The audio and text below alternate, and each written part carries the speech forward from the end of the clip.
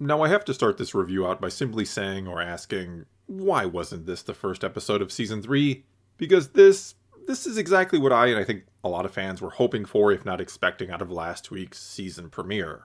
This was the perfect example of what makes this show great, or why it usually works so well, because it was an episode that was both a fun, action-packed adventure in itself, but also connected to and carried forward the larger story.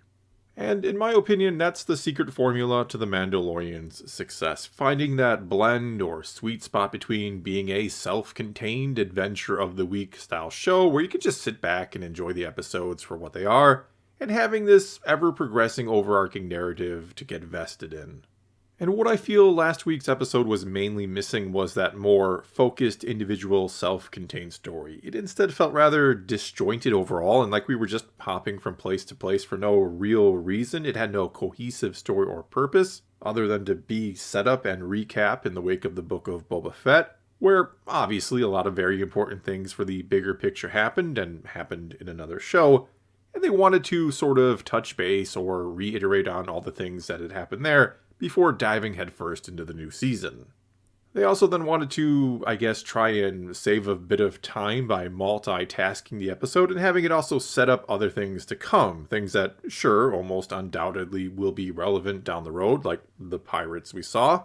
Or things that, when all is said and done, will still be significant. Even the side quest to fix IG-11 will likely still lead to something, even though it seems to get resolved in this episode that Din doesn't really need him anymore, or doesn't need him for the purpose he initially wanted him for. But I digress because I'm talking about the wrong episode, aren't I? And this episode, aptly named The Mines of Mandalore, starts out on Tatooine, where Peli essentially is scamming a Rodian with the help of some Jawas during the Bunta Eve celebrations, which is a nice little nod or callback to the Phantom Menace, where we, of course, see the Bunta Eve classic pod race won by none other than Anakin Skywalker, as you likely know. Mando then shows up at Peli's shop looking for a memory circuit for an IG droid, which Peli and the Jawas don't have and can't get. And I, for some reason, really liked that the Jawas were wearing these sort of colorful cloth necklaces or something like that. And likely for the Bunta Eve celebrations, kind of reminds me a little bit of Mardi Gras beads, though I really don't want to know how the Jawas get them. Anyway, Peli ends up selling him R5 to basically scout ahead for him and to see if the atmosphere on Mandalore is okay to breathe, if it's still poisonous or radioactive or whatever else might be wrong with it. They're then right away off to Mandalore, where once there in the system, Din gives Grogu a little tour of the system, telling him he's never actually been to Mandalore itself, that he grew up on Concordia. He also points out that the planet Bo-Katan is on is in this same system. Not that that's likely to be important for Grogu to know later on or anything. We then head down to Mandalore, which looks absolutely fantastic, or should I say the visuals here are excellent, I think. Not that the planet itself in story looks fantastic. Quite the opposite, actually. We see the destruction caused by the Empire, we see a ruined domed city, and that the surface has indeed been glassed, the result of the Night of a Thousand Tears, which we get some cool Terminator-style shots of in the Book of Boba Fett. Din then sends the recently purchased R5 out to check to see if the atmosphere is safe and breathable, but the droid soon goes off the scope and Mando then has to go out and find him, which, kind of makes me wonder what exactly was the point of getting R5 or bringing any droid along? I mean, couldn't he have just gotten a simple hand scanner or just rigged something up to the ship itself to check the atmosphere when he entered it and then landed? I mean, he only ever checked the air one time and in one location and then was okay from there on out with all of it. It's not like R5 went down into the ruins of the city with him to keep checking it, which he even said is what he needed or wanted IG-11 for. To go ahead and to keep a tab on the air because there might be radiation or poison that's concentrated in some areas but not others. And though I'm not an expert in poison or radiation, I do know it can be concentrated in some areas and not others. Instead, it's checked once and then assumed that, I don't know, I guess that the whole planet is pretty much fine now, or that at least the whole city and below into the mines should be safe because he takes no further precautions of any kind after this one sampling, despite again initially being worried about it all and wanting IG-11 to scout ahead and take readings. Anyway, setting that little nitpick aside, when Din goes to check on R5, he ends up getting jumped by some mutant creatures called Alamites, and he fends them off with the Darksaber, and we see he's still not so good at wielding it, that he is still fighting the blade as the armorer told him he was, and that it's very heavy for him, maybe even heavier than it was before it seems, but not so heavy that he can't still dispatch the creatures with it and move on. He then finds R5, takes him back to the ship, and again from that one single scan assumes the planet isn't cursed after all, and that the air isn't poisoned, and that there's no need to worry about anything anymore. He and Grogu then descend into the city and begin searching for the mines where the living waters are. But while looking at a seemingly discarded Mandalorian helmet, Din is caught in a sort of trap or trapped by this very cool and interesting looking walker-like droid thing that is actually piloted by some type of, as far as I can tell, eye creature. Or maybe it's just a cyborg that kind of reminded me of a Dianaga, or a Dianaga if it got its hands on a mech suit. Not that I think it's an actual Dianaga in a mech suit. Anyway, whatever it technically was, it did look a bit like a bug version of General Grievous. Either way, it captures Din and eventually tries to, I think, drain his blood to consume as sustenance, most likely. But before that, Grogu tries to save Din or to free him using the Force, but he can't do it, which is when Din sends him to get Bo-Katan, who he knows how to find thanks to Din pointing out the planet earlier, and now Grogu points it out to R5. At first, then, the dejected Bo-Katan is annoyed that Din has returned to bother her yet again, but that annoyance quickly turns to worry when she finds out it's only Grogu and she goes off after Din. Long story short here, we then get to see Bo-Katan kicking a little ass and saving Din, using the Darksaber to do it or in the process. And unlike with Din, there is no fighting the blade for her. She expertly uses it and quickly dispatches this cool-looking eye cyborg thing.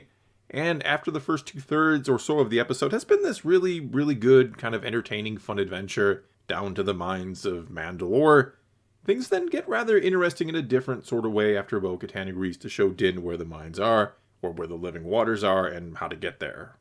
And what I absolutely love about this part is the contrasting ways the two characters, Din and Bo, treat all of this. We have her, Bo-Katan, telling him that it's adorable that you believe all these children's stories, but there's nothing magic about these waters. She then tells him that she's been down there before, when she was a kid, to the waters, that as a member of the royal family she had to take the creed there, and that it was all for show, that it was all just theater for their subjects. She even kind of jokingly or mockingly reads this plaque, calls it part of the tour, that talks about how this was a lair for the great mythosaur, and that the first Mandalore tamed the mythical creature, which is how its skull became a symbol for their planet and all of that. And again, she clearly doesn't believe or buy into any of this stuff whatsoever, likely found it silly and boring even as a child, and is laughing at the memory of all of it now.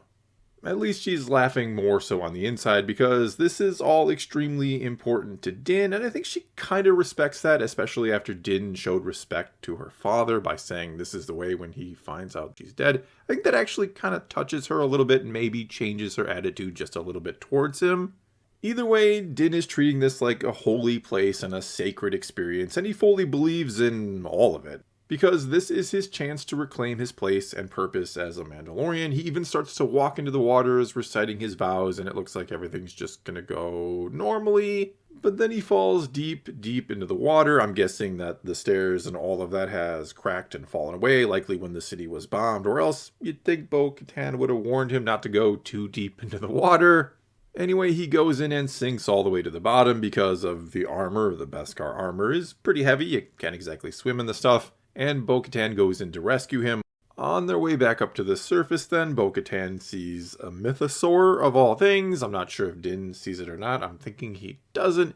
Either way, Bo-Katan certainly sees it, and once she is out of the water, we can just kind of tell, even though she's wearing a helmet, we can tell she's pretty much questioning everything she has ever believed in, or maybe I should say everything she didn't believe in. And again, I just love this, and it plays very, very well off the beginning and end of last week's episode, where we saw at the start of it that those who truly believe in the creed and in the way, they are not only surviving despite all the difficulties they faced, but they're thriving. while those who don't, those who followed Bo-Katan, have kind of fallen apart and stopped following her because they only follow power, and since she doesn't have the Darksaber, they're not going to follow, and they really don't seem to care about the Creed or the Way or even Mandalore itself in a way. And again, I really think this could have and should have been all right in the first episode, or that the first 2 episodes could have been condensed into one, with some of the pirate stuff, for example, being taken out and put into a different episode. That we could have opened with the fight against the alligator thing and Din saving them and showing how they're thriving, those who follow the Way are thriving, before then going to see Bo-Katan and seeing her down and defeated. He also could have just had R5 at this point. A throwaway line about buying him from Peli to check the air was all you really needed there. And you can save the IG-11 stuff, assuming it is going to be important down the road, again, for another episode, just like all the pirate stuff. Anyway, we may have taken a bit of a roundabout way to get there, but we still end up with a Bo-Katan that is left questioning everything she believed in, and now we have to see what she'll do next. Will this sort of be the moment that changes everything for her? That sets her on a new path, one where she truly starts to believe in and follow the Creed that she kind of jokes about until seeing that mythosaur? And will she maybe end up leading Mandalore without the need of the Darksaber, or does she still somehow get that from Din? Either way, this was a really, really good episode that, after last week's slightly disappointing episode, it reminded me why I really love this show. Yes, I had a pretty significant nitpick with R5, but it didn't take away from my overall enjoyment, and I'm very much looking forward to what happens next. I hate to say it or hate to go cliche here, but this is the way. Well, that's all I've got for you this time. Now it's your turn to take to the comments below and tell me what you thought of this episode. Is this the way, or has the show lost its way? And I'll also be doing a follow-up to this review over on my other channel tomorrow, where I read and respond to some of the comments left on this video, so do head on over there and check that out. Either way, again, leave your comments below and let's talk some Star Wars. And until next time, thanks for watching.